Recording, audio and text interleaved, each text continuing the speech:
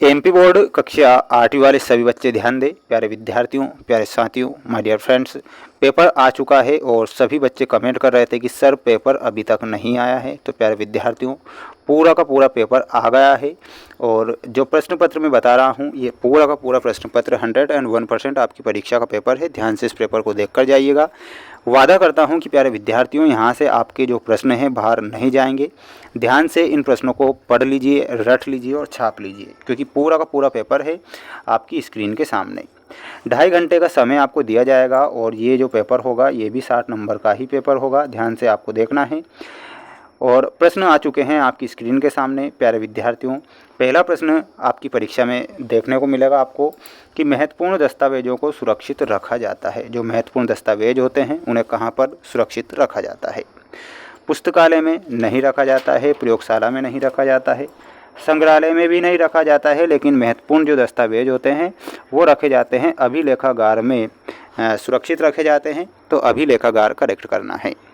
जितने भी बच्चे वीडियो को देख रहे हैं तो प्यारे विद्यार्थियों, कमेंट बॉक्स में जय हिंद का मैसेज जरूर करेंगे और चैनल पर नए हैं तो चैनल को सब्सक्राइब कर लेना है।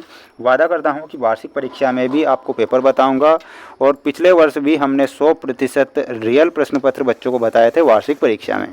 इस वर्ष भी बताऊंगा, इसलिए चैनल को सब्सक्राइब करके रखिएगा। सिपाही से सूबेदार तक पुस्तक के लेखक कौन है? तो यहाँ पर आपको लिखना है सीताराम पांडे। सिपाही से सूबेदार तक पुस्तक के लेखक हैं, तो यहाँ पर सीताराम पांडे हमारा करेक्ट उत्तर के रूप में हो जाएगा। इसके बाद में बढ़ेंगे अगले प्रश्न की ओर। प्यारे विद्यार्थियों, चैनल को सब्सक्राइब करके रखिएगा और इन प्रश्नों को रट लीजिए। निम्नलिखित में से कौन सा प्राकृतिक संसाधन का उदाहरण नहीं है?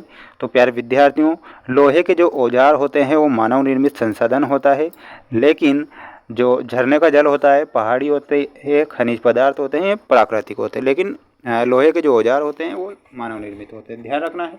सभी बच्चों को चैनल को जल्दी से सब्सक्राइब कर लेना है और अच्छे से इन प्रश्नों को याद करके जाना है। ये प्रश्न परीक्षा में आ रहे हैं। भारत किस नदी के उपजाऊ मैदान घने बसे हैं? तो इसमें लिखना है गंगा और ब्रह्मपुत्र। क्या हो जाएगा? गंगा और ब्रह्मपुत्र हमारा यहाँ पर करेक्ट उत्तर होगा। प्यारे विद्यार्थियों, पेपर के PDF की जानकारी भी दे दूंगा, बिल्कुल टेंशन ना ले। पूरा पेपर बताऊंगा।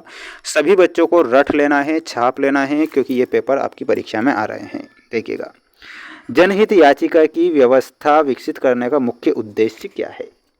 तो इसमें क्या बताना है आपको? इसमें बताना है न्याय तक ज़्यादातर लोगों की पहुंच बनाना। तो न्याय तक ज़्यादातर लोगों की पहुंच बनाना जनहित याचिका का मुख्य उद्देश्य रहा है। ये आप सभी बच्चों को करेक्ट ध्यान रखना है।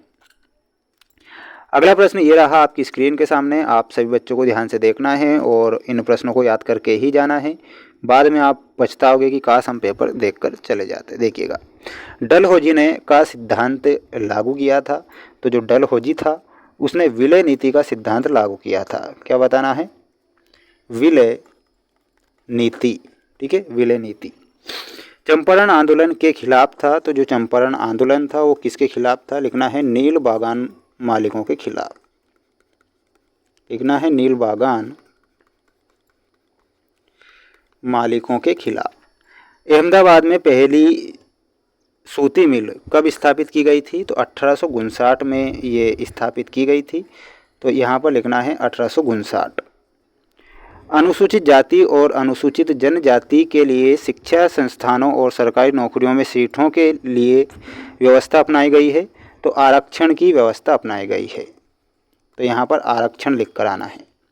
गाड़ियों में उत्सर्जित धुआं प्रदूषण का एक बड़ा स्रोत है। तो ये है पर्यावरणीय प्रदूषण का। ठीक है, क्या लिखना है?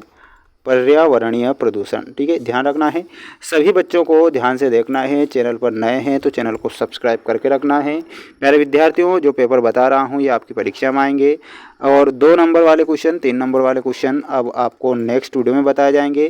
पेपर का PDF चाहिए तो हमारा ऐप है जिसका नाम है मेंस एजुकेशन ऐप, जिसकी लिंक मैंने डिस्क्रिप्शन में दे रखी है। आपको मेंस एजुकेशन ऐप को इंस्टॉल कर लेना है। वहाँ आपको सारे विषय के पेपर उपलब्ध हो जाएंगे। चैनल को सब्सक्राइब करना ना भूलें। मिलते हैं नेक्स्ट वीडियो में। जय हिंद।